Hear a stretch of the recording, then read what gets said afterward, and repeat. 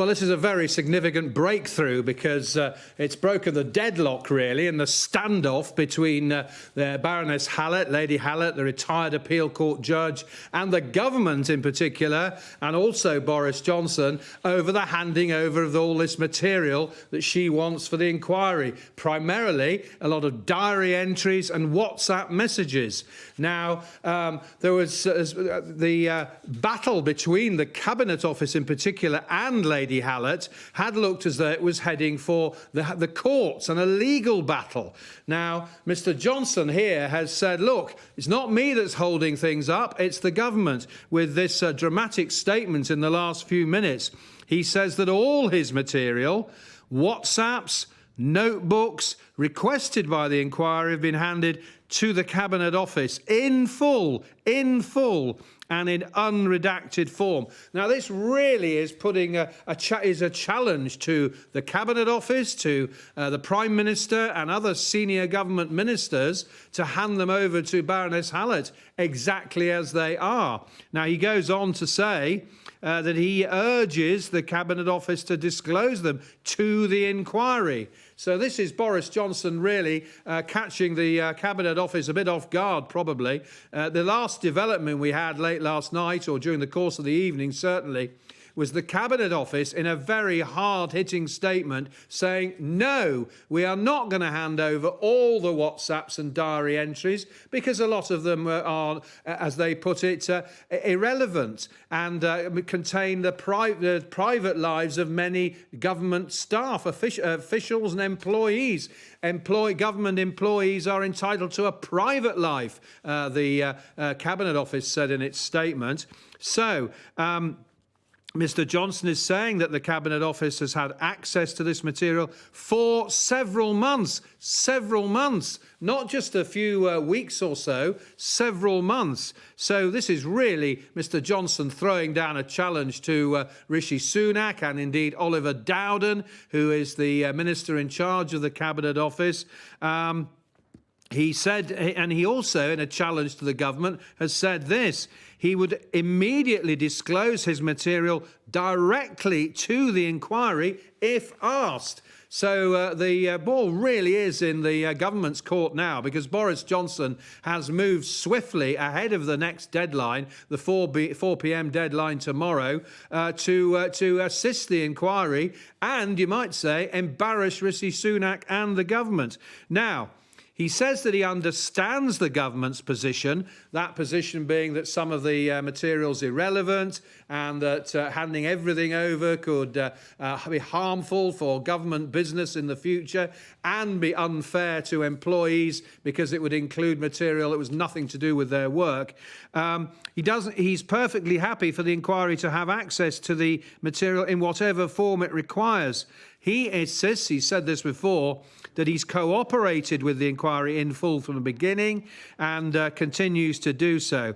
He reminds everyone, he established the inquiry when he was Prime Minister a year or two ago. He was the one who announced the inquiry under pressure from, among others, the Lib Dem leader, Sir Ed Davey, and indeed the bereaved families who have been very critical of the government for the way they've appeared to be reluctant to hand over material.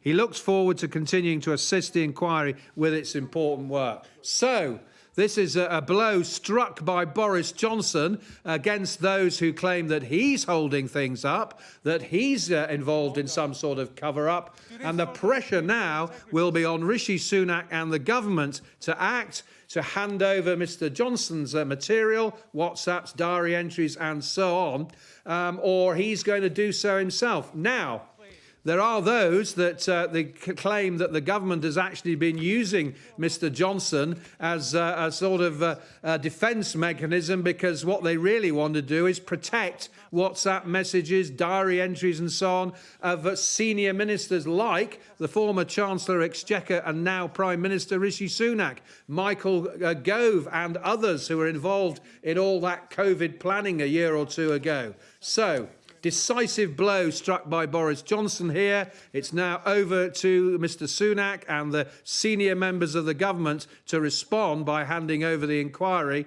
the material to the inquiry. We are well ahead of that deadline tomorrow, but this is a really significant breakthrough, and possibly it means that the standoff will not result now in legal action.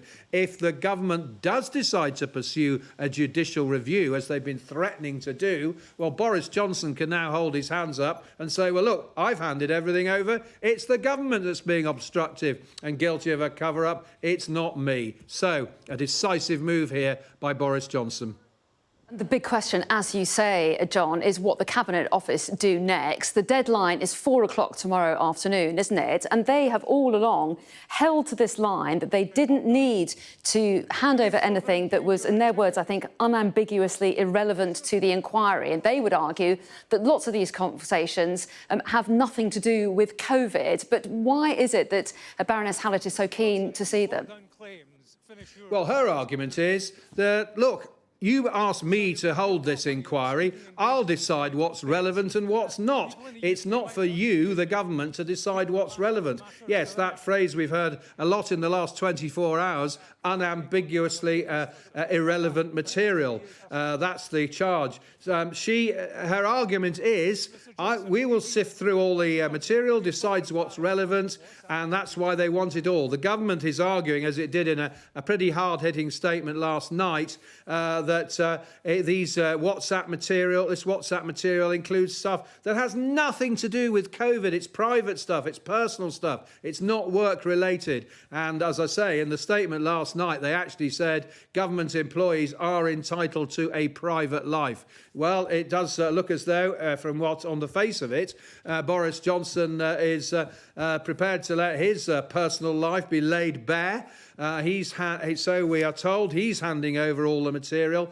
This really does put pressure now on the government, on Rishi Sunak in particular, and Oliver Dowden, his deputy, who, let's not forget, has been accused by Boris Johnson and his supporters of having what has been described as having form in trying to damage Mr Johnson. Remember when the Conservatives lost 2 by-elections very badly, Mr Dowden sensationally quit as Tory chairman in the early hours of the morning. I remember it well. It was about 6 a.m. And, of course, that led later to the resignations of Sajid Javid and Rishi Sunak in what was an absolute bombshell. That was the beginning of the end for Boris Johnson's premiership. There is distrust between Mr Johnson and Mr Sunak. Earlier this week, we were told that the two of them were going to have a phone call this week to perhaps try and clear the air, smooth things over. They were going to talk about the contentious issue of Boris Johnson's resignation honours list, but also, obviously, how to approach the COVID inquiry. Now, that phone call, it appears, is now not going to happen. Partly, we're told, because Mr Johnson didn't want Mr Dowden, the head of the Cabinet Office and Deputy Prime Minister, in on the call. So, Boris Johnson has decided to strike. He has handed over his material, and it really is now up to the government how they respond. If they do persist with saying, no, we're not going to hand over all this material, we're going to go for a judicial review, well, the opposition parties, as they have done already in the past 24 hours, politicians like Angela Rayner, Wes Streeting and Daisy Cooper for the Liberal Democrats, they will cry, cover up. Wes Streeting said Mr Sunak was being slippery last night.